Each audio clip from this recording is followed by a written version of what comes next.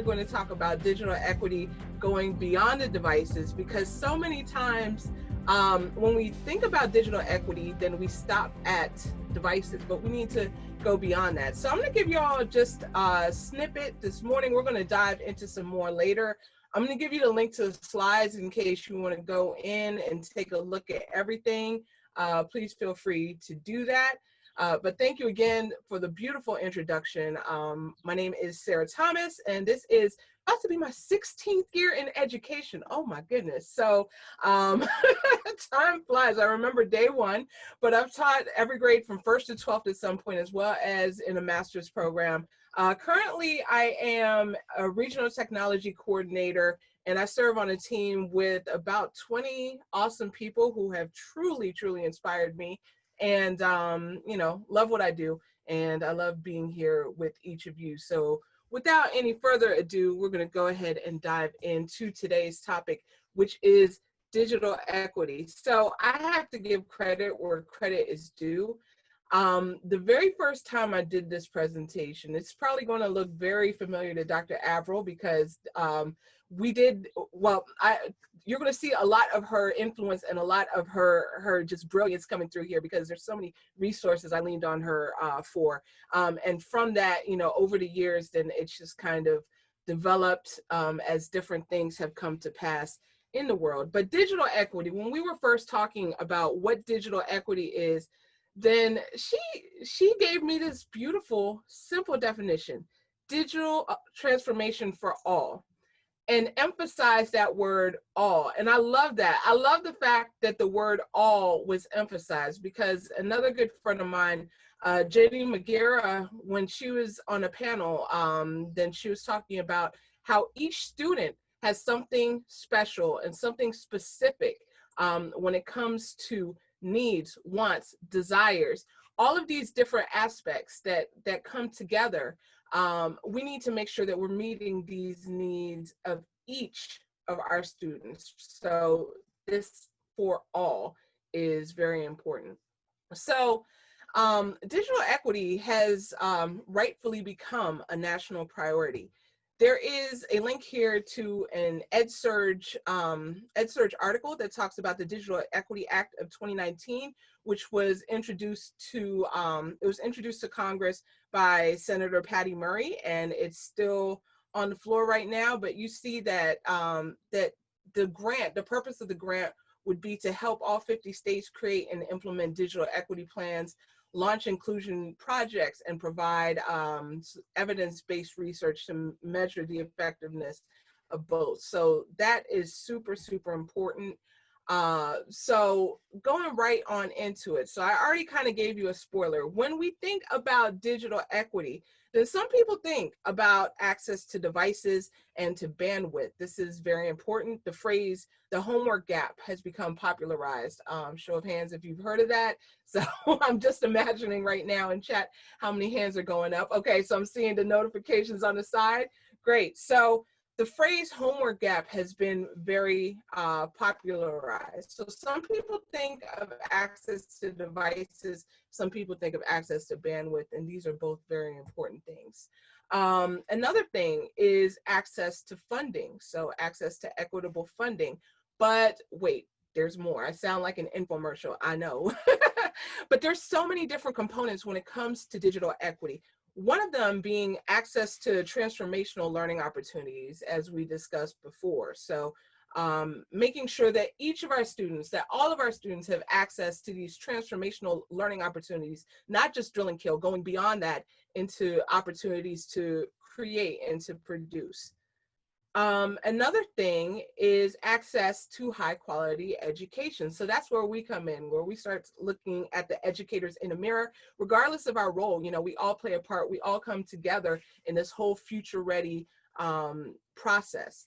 So speaking of future ready, so I have to say, just huge shout out to this organization, to everything that Future Ready does.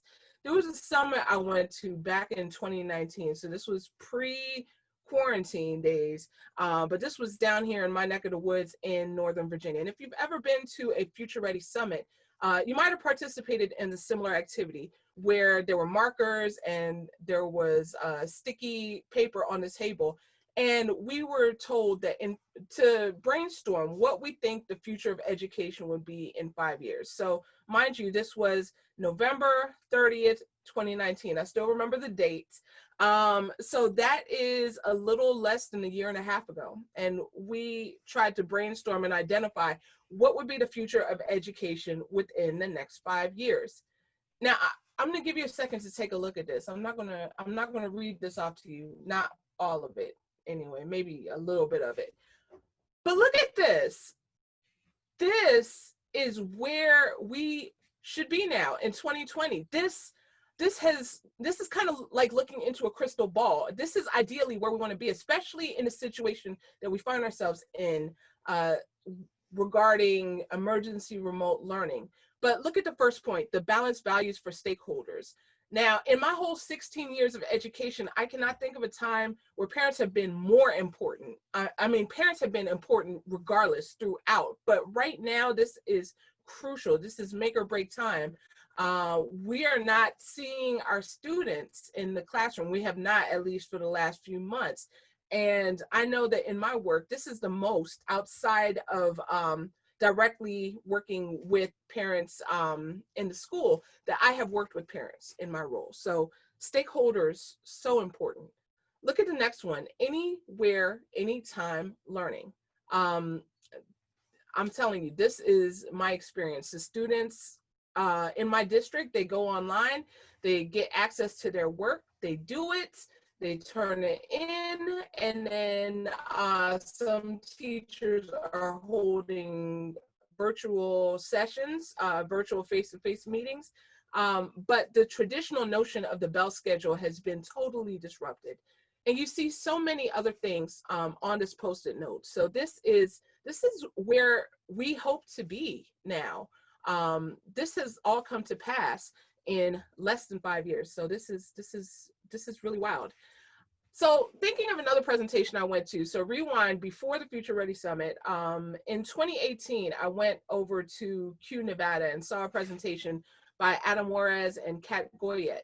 And they had this slide about the Fortune 500 most valued skills from 1970 to today. So ordinarily what we would do is that we would take some time, look at this graphic, see what kind of trends you see. I will save us the time. We're going to dive more into interactive activities a little later on today. But when I've done this, I've heard several different things from various people. One of the things that I've heard is that it looks like it has flip-flopped. So this is what companies say are the most valued skills. They did a poll to companies in 1970, so 50 years ago, as well as today. So these are the top 13 skills out of all the potential skills. So one thing I do want to point out, even though reading is number 13 on today's list, reading is still super important. But one of the things that people tend to point out is that the list seems to have flip-flopped in some places. It seems to be more of a focus on quote unquote soft skills, as opposed to traditional content areas. Now, I don't know about you all, but I have not seen a class on teamwork, problem solving, interpersonal skills, not to that effect, right? So the key solution to integrate these is to put them seamlessly into the curriculum.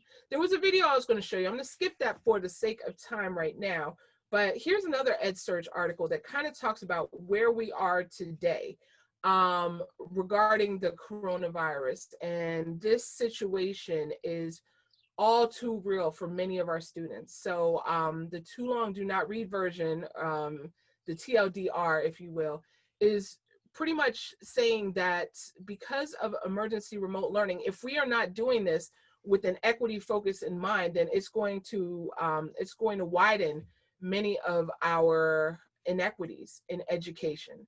So this is very important for us to focus on digital equity, especially during these times, but all the time, okay? So today we're just going to talk briefly about 3 different pieces of digital equity. So We have access to high quality opportunities for transformational learning, as well as access to high quality teaching.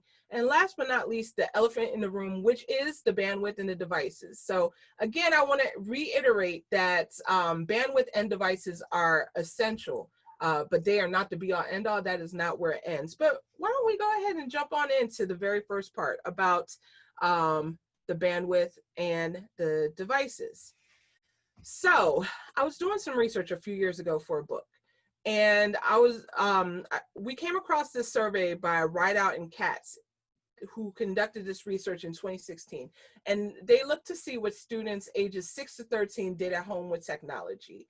And what they found was very interesting. So they surveyed these the families of these students, and 94% of families reported having internet access. However, and this is very important, the type of internet access varied. So there was up to a third of families whose internet access relied only on mobile only. So meaning that they would only have access to the internet with a cell phone. Now, filling out a college essay or a job application on a cell phone is maddening, if not impossible. So that's definitely one thing to keep in mind. Some other challenges that they found were that there would be slow access, sharing devices between multiple members of the same household, and having service cut off because of non-payment.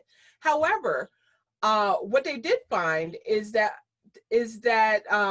there was no significant difference in reasons behind students' home internet use, regardless of their level of access. So from that, we're seeing that students are motivated to generally do the same things when they do have access to the internet. However, the outcomes may be very different depending on factors outside the student's control. So you see here that most students kind of had homework as well as playing games and looking things up as the primary things that they did, as well as creativity and connecting with other students, okay? All right, so I'll tell you a little bit about my journey. So as I told you in the beginning, I taught in the classroom for a little over 10 years, started at elementary, moved to middle school, and ended up in high school. And right around the middle part is when we started to see this boom in ed tech. We started to see so many innovative practices, so many tools and strategies and things of that nature. So I went to a conference back in 2013, and the presenter talked about the flipped classroom. So the flipped classroom, if you're not familiar, it's pretty much when you front load the content, the students watch videos at home, or they have access to the content, and then when they come to class, then you just restructure class time to give more one-on-one support, small group support, remediation, extension, things of that nature. So I wanted to do that with my students. I said, okay, this is something that I'm going to do. Now, I put out a form to my students and asked them, do you have internet access at home? Looking at this question right here, I realize now, 2020 Sarah is seeing that this question is far too simple. As we talked about with the Rideout and Katz survey, there were so many other questions that I could have and should have asked, but hindsight is 2020, pardon the pun. But I asked my students, do they have internet access at home? 95% of them said yes, 4% of them said no. Those two students who said no, that bothered me, because I would not be able to roll out flipped classroom the way that I had initially anticipated, because that number bothered me. I did not want to create any more inequity in my classroom than was already there. So I looked for solutions, talked to a lot of people, talked to my PLN, and found a few things that worked. One thing was to do the in-class flip. I looked at resources that we had available in the school, in the classroom. We had access to a mobile lab, so we started doing in-class flips where students could watch the videos in class if they so chose. Another thing was burning content onto a DVD and sending that home with students, because of the students who did not have reliable access to the internet at home, then both of them, I do believe, had a DVD player. So I could burn the content onto a DVD and send that home with them. But my absolute favorite was something called viewing parties. And I called it parties for a reason, because kids love parties. A lot of adults love parties. I'm an introvert, so sometimes I love parties. It depends. Maybe party on my own. I don't know. But for the parties, the students were all invited. They could all come up regardless of if they had access to the internet at home or not. Just everybody. I mean, that point was not even raised with the students. They didn't know my motivation behind the party, but it was just, okay, here's a space, you can come up, you can watch the video, we can have conversations about it, and then the rest of the time you can socialize. So that was a lot of fun. So we had our viewing parties. Now I'm going to kind of go very quickly through the next part of it. We will dive in a little deeper a little later on. But COSIN, the Consortium of School Networking, has 9 strategies. They have a toolkit that they put out regarding digital equity. So they had 9 recommendations. The first 5 addressed to districts, and the last 4 towards school leaders. So I'm going to go very quickly through these. Just know you will have access to the slides. So they are hyperlinked to different resources, and you can just click on them and go to where it says. But Fairfax County Public Schools does homework hotspots, and they have an interactive map on their website. And this lets people know where in their community they can access free Wi-Fi. Okay. There's low-cost broadband through everyoneon.org. So that's a great resource to check out. In addition, there is the Sprint 1 Million Foundation and other programs that provide grants for mobile hotspots. Okay. Kajit Kajit partnered with Google for Education to sponsor rolling study halls. And there have been several future ready digital learning days where people have talked about the school bus Wi-Fi. So that is another thing that you can definitely check out. The private LTE networks. So Albemarle County Public Schools, Vince, who is also very involved with Future Ready, did this in his district, where they actually built a network that, and they put the antennas on top of their school, and they had an 8-mile radius. So the network actually reached the community. So that was very, very cool to hear about and to learn about. So there's some solutions here for school leaders as well. And there are 4 suggestions. One that I really want to point out is about engaging the stakeholders and partners. So definitely, you know, all of our Future Ready stakeholders, in addition, parents, students, community members, engaging them in conversations, and also assessing existing community resources, gaps, and needs, developing a shared vision, and developing and executing a project plan. All right. So one of my co-authors, my fabulous co-authors on a book that we wrote together, was about, gave a great quote about tools that we use to make sure to keep the focus on the pedagogy itself and not lose sight of that. Okay, so that is the first part where we talked about the access to the devices. Okay, now next up, we will talk about opportunities for transformational learning. So starting with a great quote from the Alliance for Excellence in Education. So huge shout out here to Future Ready. So here they talked about opportunity gaps. And I want to highlight the second part of this quote. Access alone does not guarantee that students of all backgrounds and abilities have equal opportunities to learn. I think that that is so key. That is our whole why in this presentation. You can buy devices, you can provide access, but those things alone do not ensure digital equity. So often we have a conversation about screen time. There's a great screen time debate, right? Like, how much screen time is enough? How much is too much? And now this conversation has reignited for 2020 when we find ourselves in remote learning. However, when we look at screen time, there's 2 things I want to bring up. The first one is consumption. What are students taking in? And the second is production. What are they doing with what they take in? So these words are not created equal. Even though they may look balanced on the slide, they are not balanced. So thinking about the production, how students produce with their knowledge, how they are exposed to authentic learning opportunities. This is where learning sticks. Now, don't get me wrong, consumption is also important.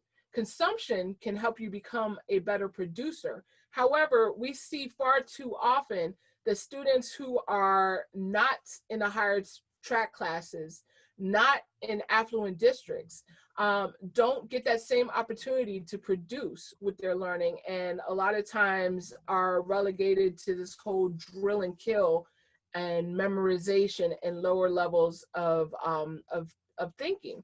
So we need to really think about that.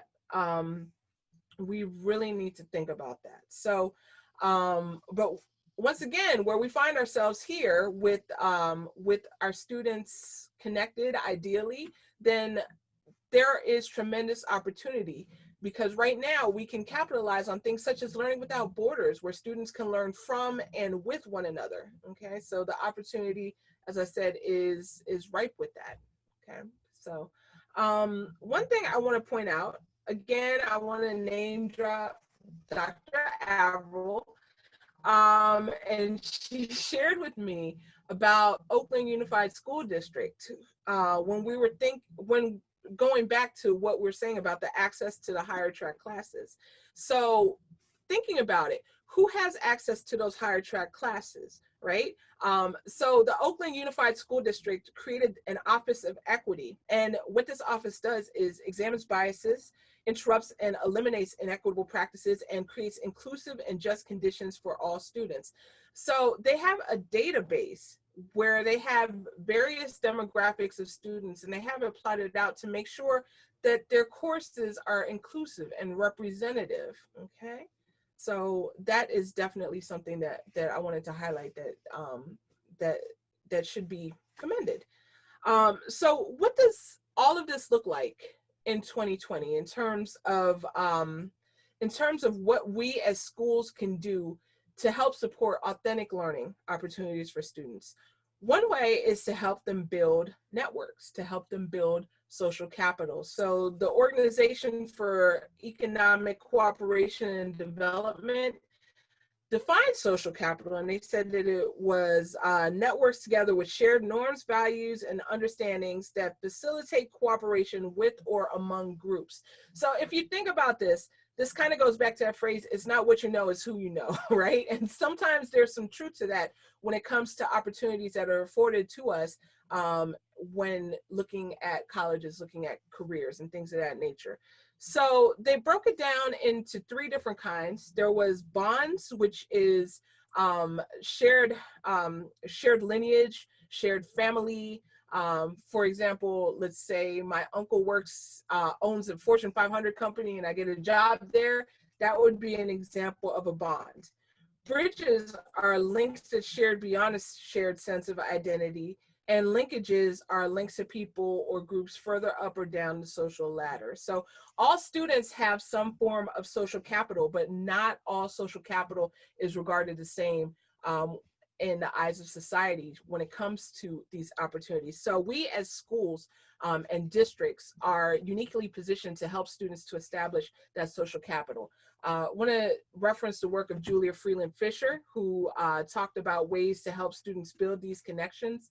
And once again, this just rings so true. It's like looking into a crystal ball, but the first thing is focusing on a network of care. Absolutely. When we go back in the fall, whatever that may look like, then our students are going to need a lot of love, a lot of care surrounding them based on what they've been through.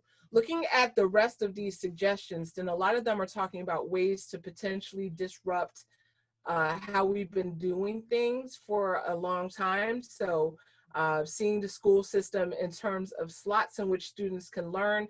You know, they've kind of been doing that if they've been working through their assignments independently, incorporating project-based learning, explore opportunities for change. But the fourth point, expanding students' access through advisory, that would be connecting them with people outside of their field, or outside of the four walls of their classroom, I should say. Okay. So one example I'll leave you with for this section is the March for Our Lives, which is a powerful example of what students have done when they connected to each other and connected, connected beyond their schools, beyond their class. So you all may remember back in 2018, a very tragic event that happened in Parkland, Florida, where there was a school shooting. And as a response, the students, they came together and they created the Never Again movement. And through this, they were able to mobilize other students and other kids. And this was largely student driven.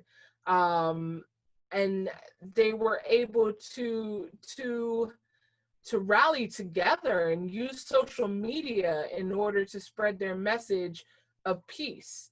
And in the slides, I have some hidden slides. So if you go in, then you'll be able to see some links to various children doing amazing things. But the last one is with Naomi Wadler, who at the time was 11 years old, and she lit up the stage at the March for Our Lives.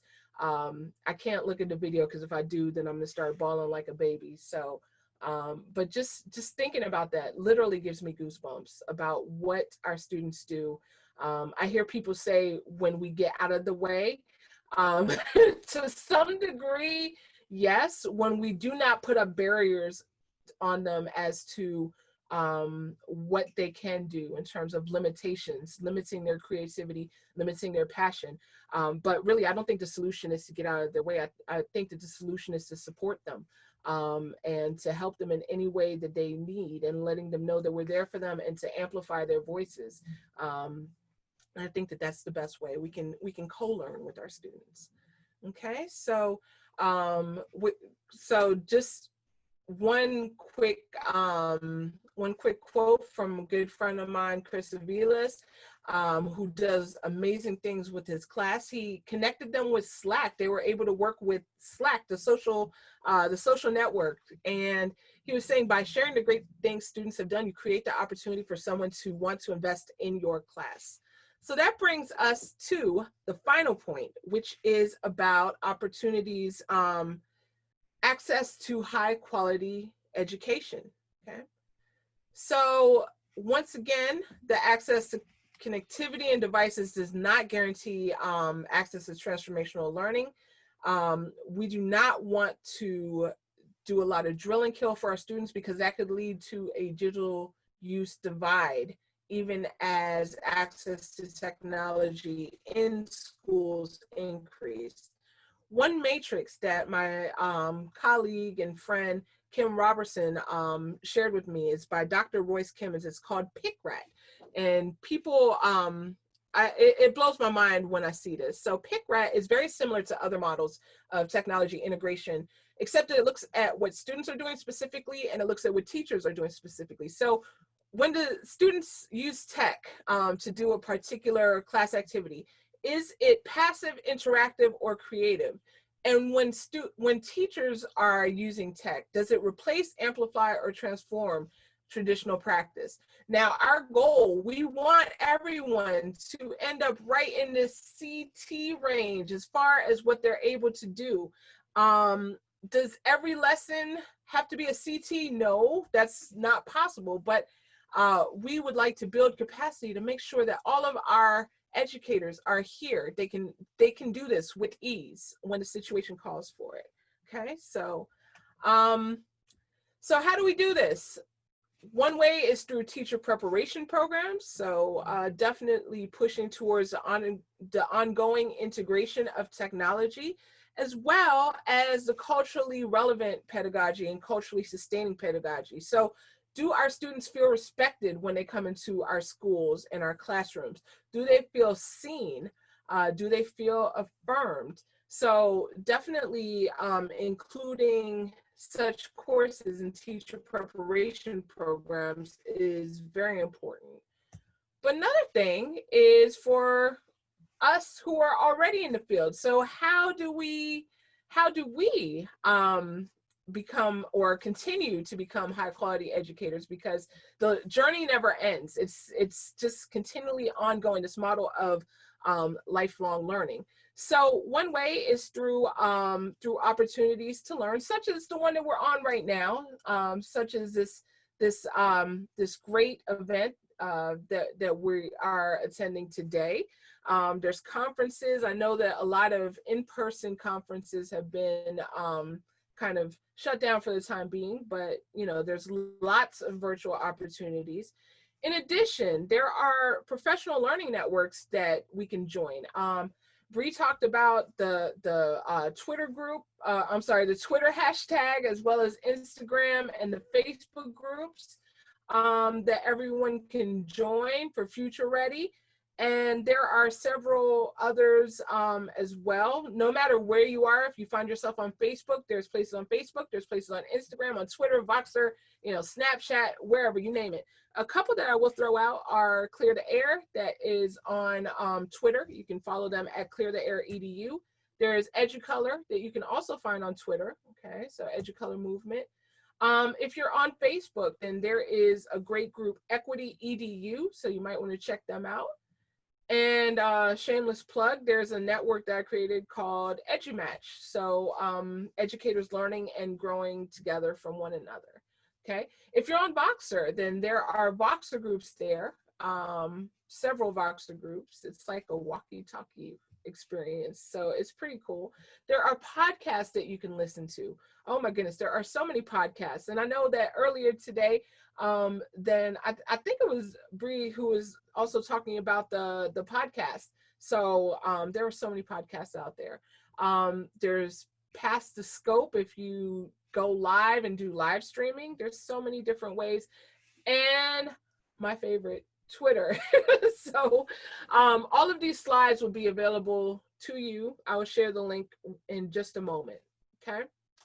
So we talked about access to high quality education, but we can't do it in isolation. It takes all of us to come together to do that work for digital equity. So great that we are here with Future Ready, because there are so many different strands with all of our stakeholders identified, and we come together to do the work to make sure our students are future ready. So I want to leave you with some wise words from a good friend of mine, Dr. Josue Falez. For every district leader, you can identify EdTech disparities or inequities. To every school leader, you can model the integration of technology. To each classroom teacher, begin connecting your students. Those are just some small ways to start that go a long way. And here is the link to the slides. If you like it, I'll leave it on the screen for just a second.